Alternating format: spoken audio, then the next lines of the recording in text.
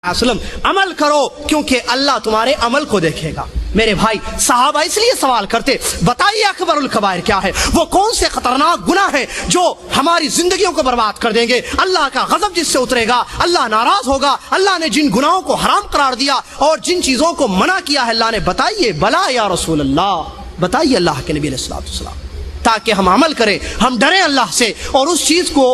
अंजाम न दें, अपने आप को उससे जहां तक हो सके बचाने की कोशिश करें। बहरहाल नबी अलैहिस्सलातु वस्सलाम के सवाल पर जब सहाबा ने कहा बला, हाँ क्यों नहीं, बताइए बड़े बड़े गुनाह आसमान और जमीन में कौन से हैं, अकबरुल कबायर, गुनाहों में भी सबसे बड़े गुनाह। आप अलैहिस्सलातु वस्सलाम ने इरशाद फरमाया अल इशराकु बिल्लाहि व उकूकुल वालिदैन। बुखारी और तिरमिजी की रिवायत है, नबी अलैहिस्सलातु वस्सलाम ने इरशाद फरमाया सबसे बड़ा गुनाह आसमान और जमीन का अल्लाह के साथ शिर्क करना और उकूकुल वालिदैन, वालिदैन की नाफरमानी करना, माँ बाप के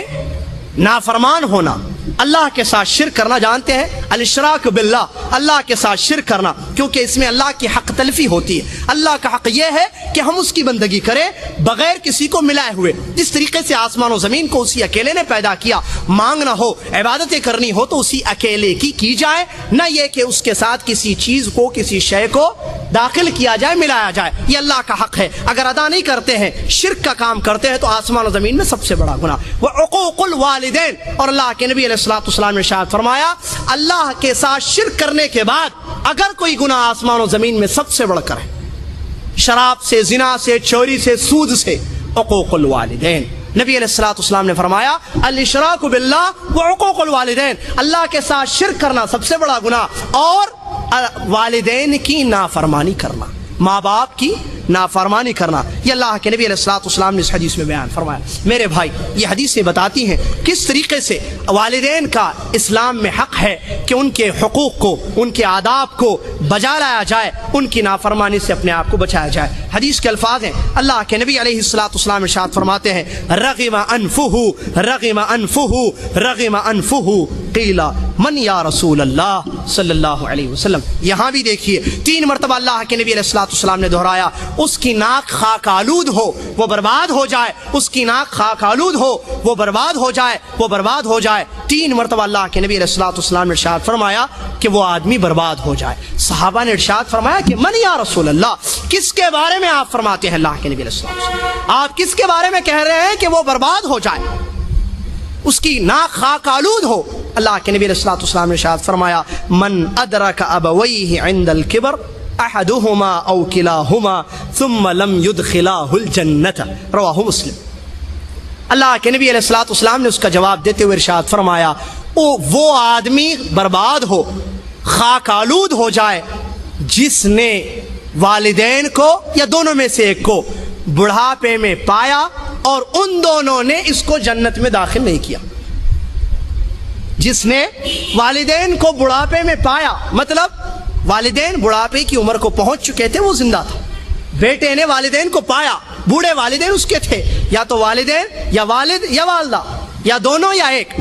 वलम युदखिलाहुल जन्ना, और इन दोनों ने उसको जन्नत में दाखिल नहीं किया। क्या मतलब इन दोनों ने उसको जन्नत में दाखिल नहीं किया? इनके हुकूक को उसने अदा नहीं किया कि इनके हुकूक को अदा करना उसको जन्नत में दाखिल दे।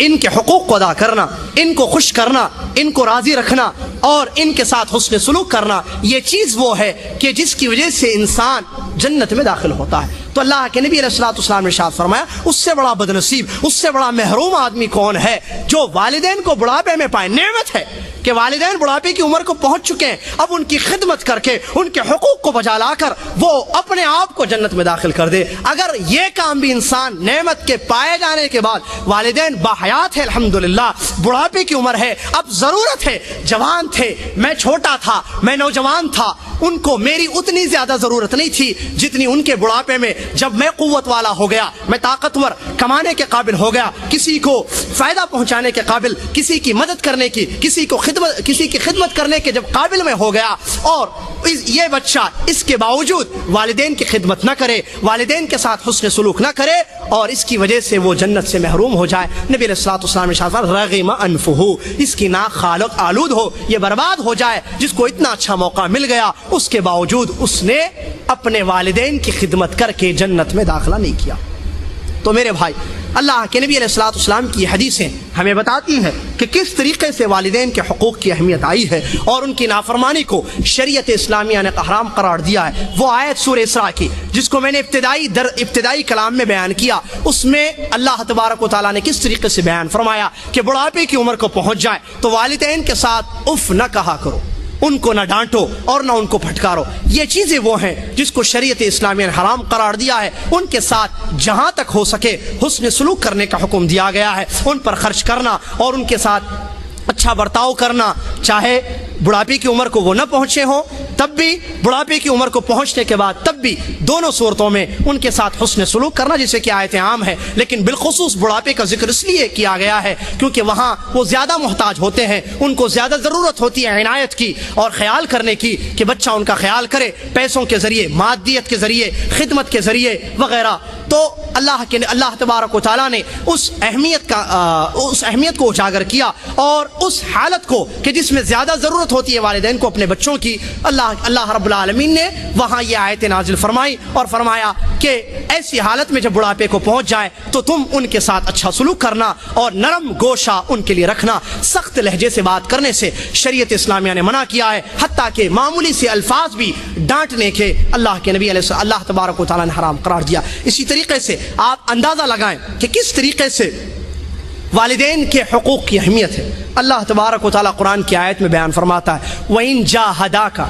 عَلَىٰ أَن تُشْرِكَ بِي مَا لَيْسَ لَكَ بِهِ عِلْمٌ فَلَا تُطِعْهُمَا وَصَاحِبْهُمَا فِي الدُّنْيَا مَعْرُوفًا۔ اللہ فرماتا ہے اگر تمہارے والدین تمہیں شرک کی طرف دعوت دیں کہ تم میرے ساتھ شرک کا کام کرو تو تم ان کی بات مت مانو، فلا تطعهما۔ آپ جانتے ہیں میرے بھائی کہ شرک سب سے بڑا گناہ ہے، جیسا کہ میں نے بیان کیا، اور جیسا کہ قرآن مجید کی ڈھیر ساری آیتیں اس پر دلیل ہے کہ آسمان و زمین کا سب سے بڑا گناہ، آسمان و زمین میں سب سے بڑی گستاخی، سب سے بڑی غداری، سب سے بڑا حرام کام شرک ہے، اس سے بڑھ کر کوئی حرام کام نہیں ہے۔ اللہ فرماتا ہے اگر تمہارے والدین